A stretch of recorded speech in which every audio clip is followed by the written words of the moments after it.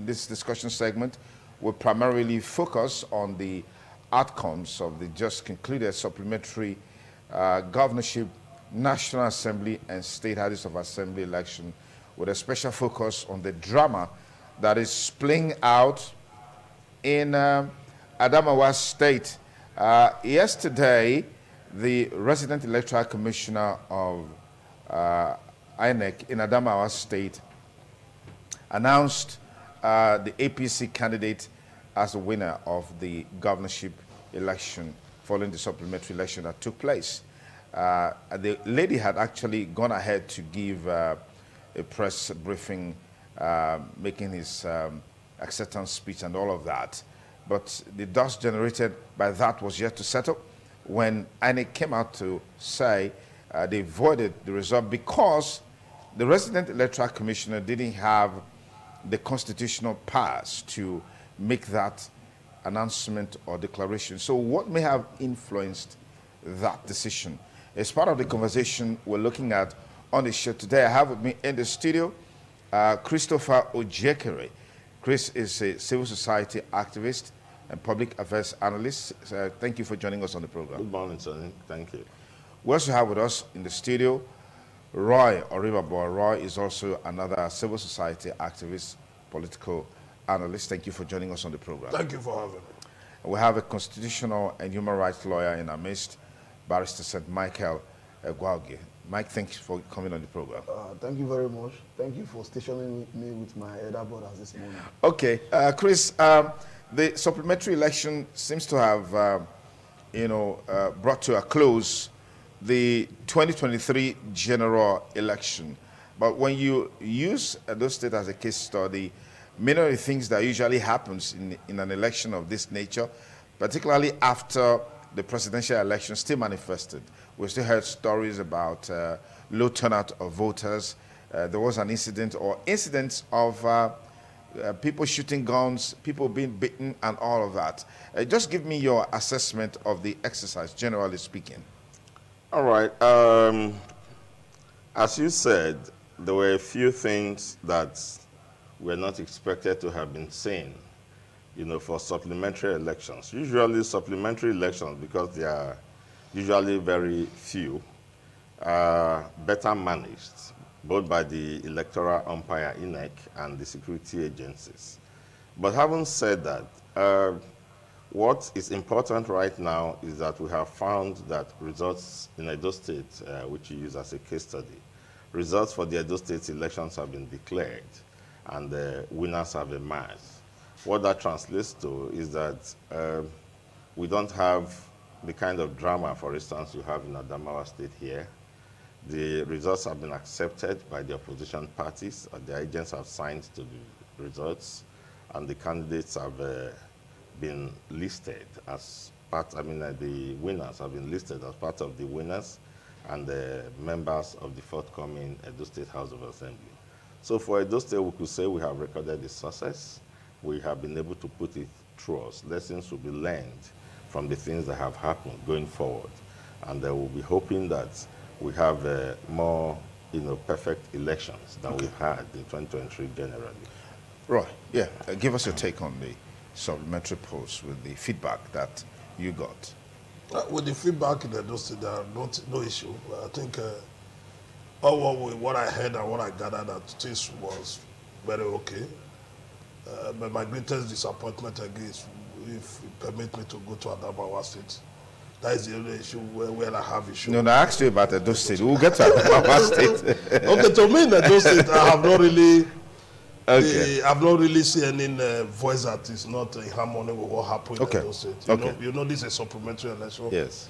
Those who were involved within their locality, and to me, most of the polling units that were involved, they know themselves, and they have able to demonstrate that. Today, Edo is a very peaceful people. Congratulations to those. Barrister St. Michael, do you share in these sentiments?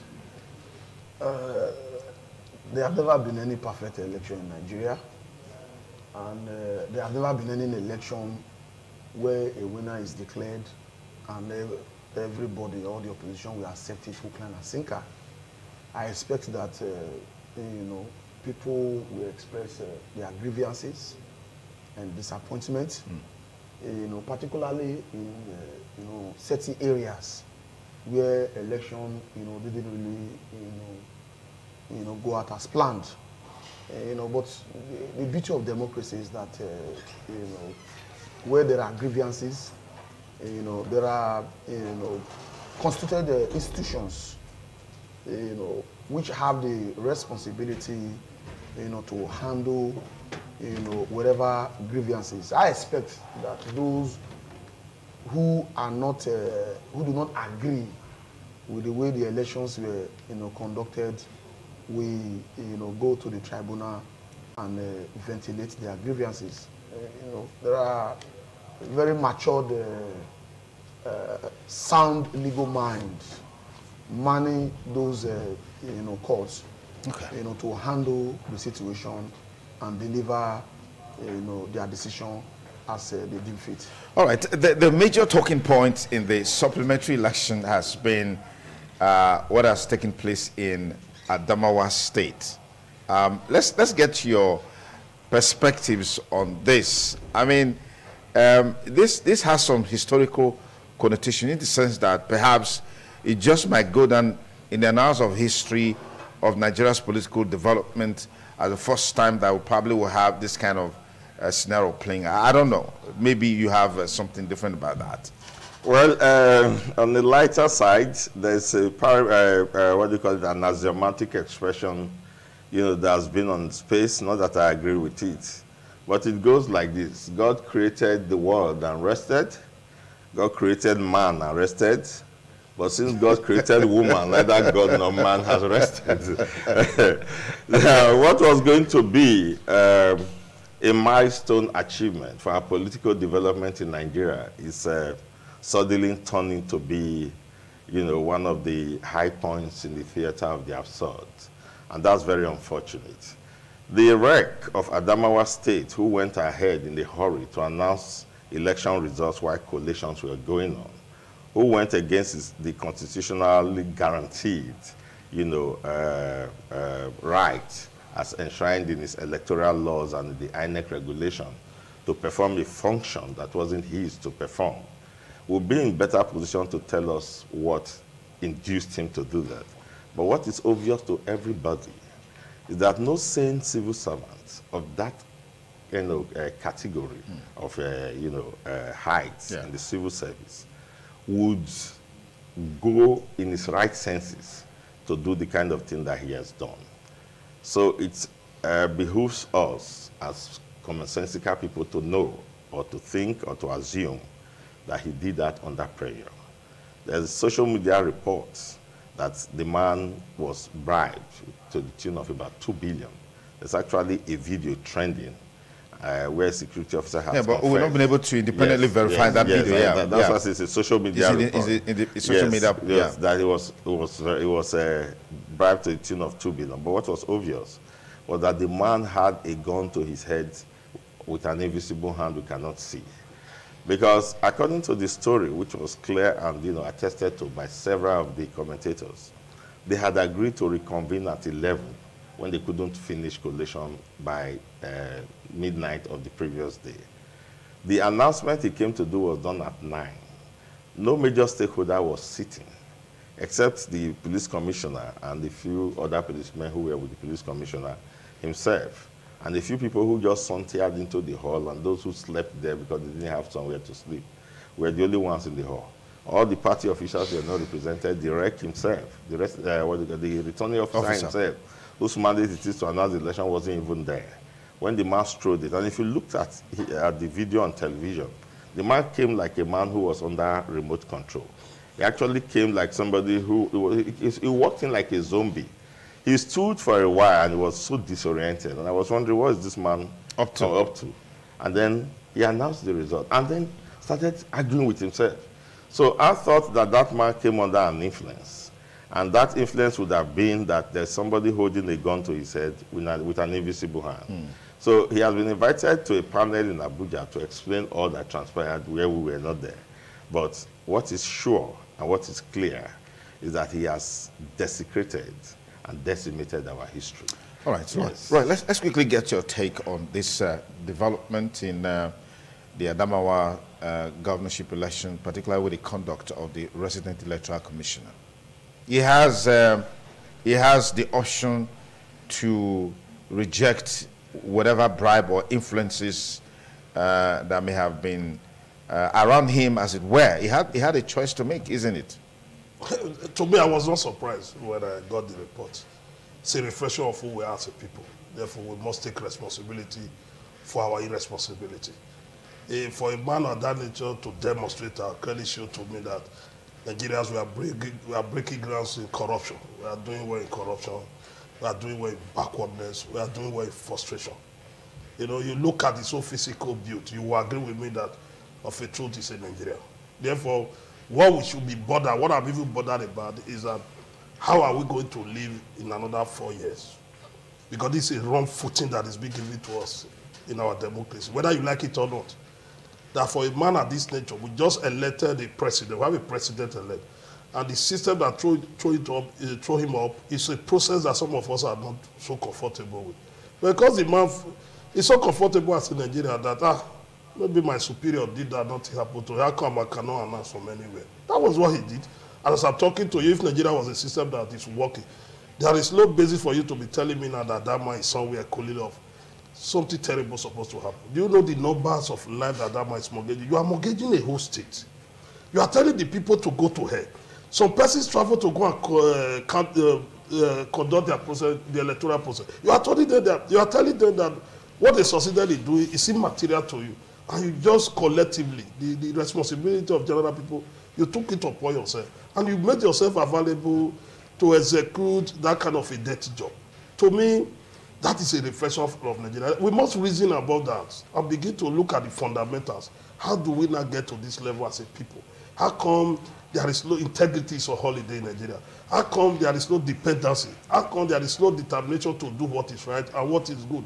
And to my greatest, what also surprised me also, because in that issue I was not surprised. But when I saw the person that was declared as a winner, he said he's accepting it, and he's reading. He was reading to the general public that he will do well. And I begin to ask myself, how will you do well when you yourself you are aware that this process is still on? You have not got to the level where you will be declared as a winner, and you have been declared. If I were that woman, I would first of all signal that what is going on. Forget that I'm the one benefiting from the process.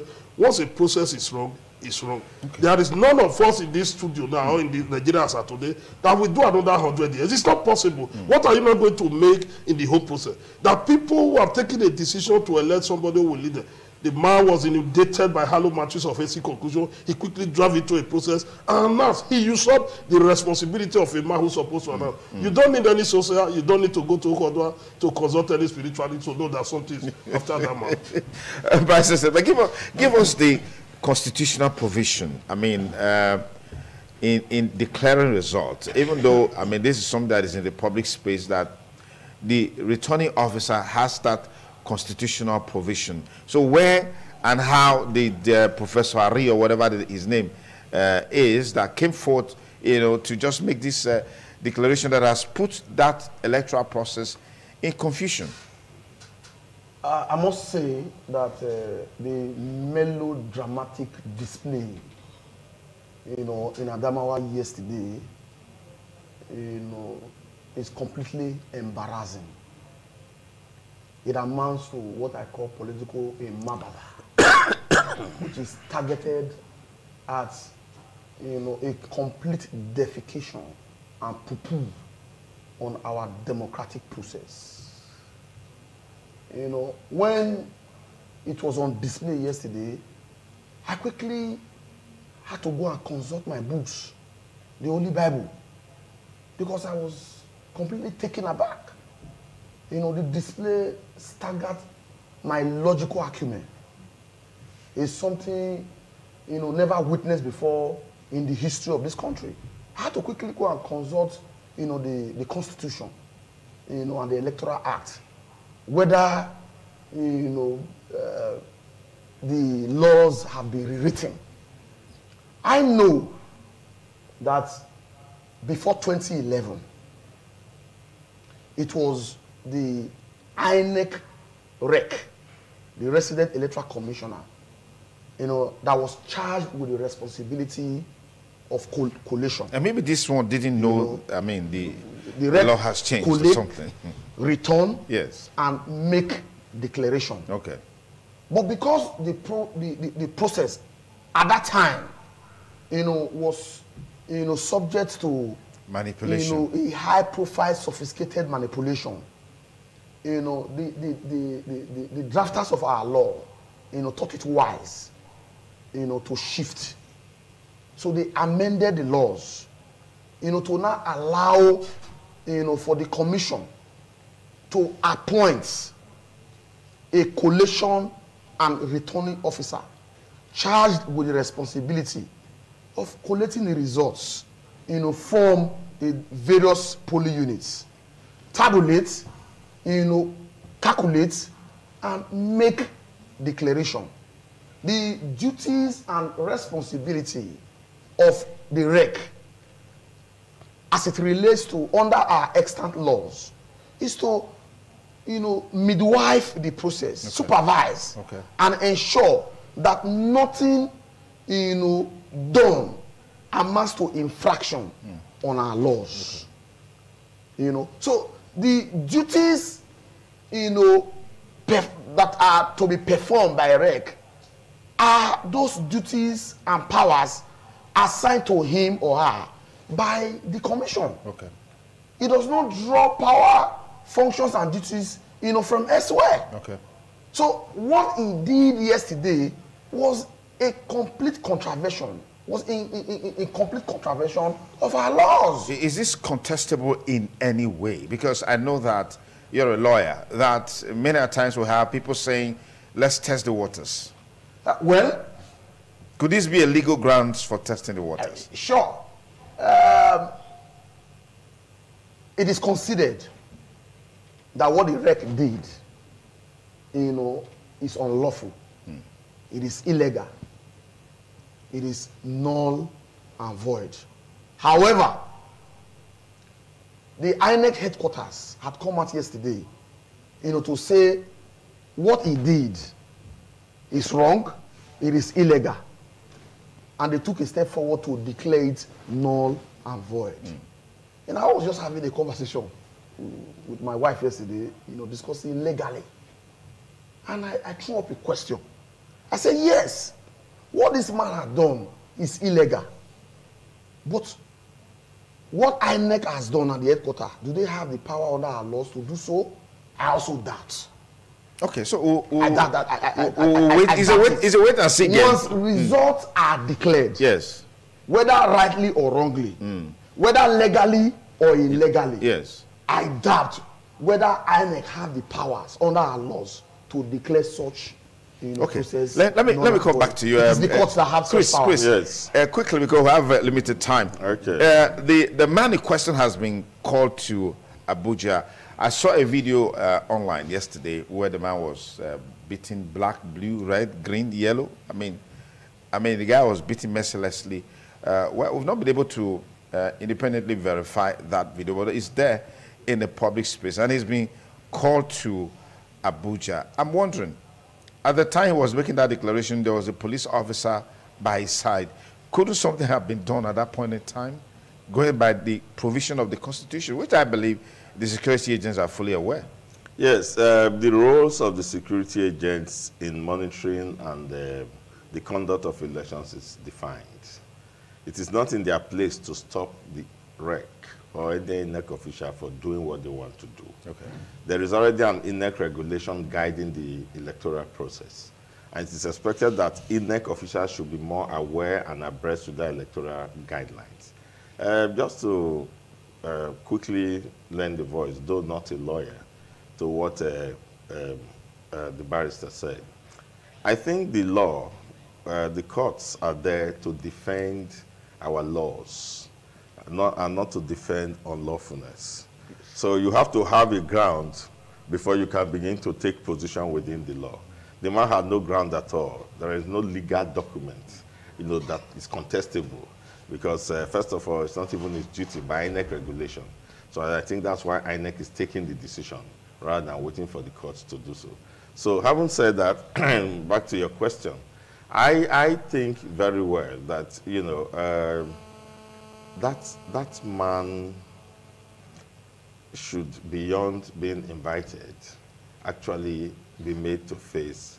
Because if the police had interfered, the police would be performing extra, you know, extra mandatory, you know, function outside the provision of the Electoral. The police were Act. leaving it for the law to deal with it. Okay. Now, I think after the trial by INEC, and they have come up with whatever findings, they should hand it over to the police. Because it will now become a criminal tainted, you know, offense. Because INEC is going to find out, if they do proper investigation, what induced him. Whether he was induced by blackmail, or he was induced by money, or somebody has kidnapped the daughter and said he should go and do that, or they will kill the daughter.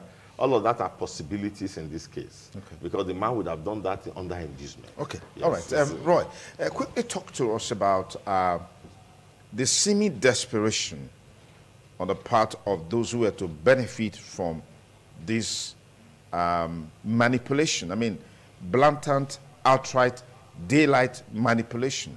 Well, this one actually took place in the night. Anyways, Roy.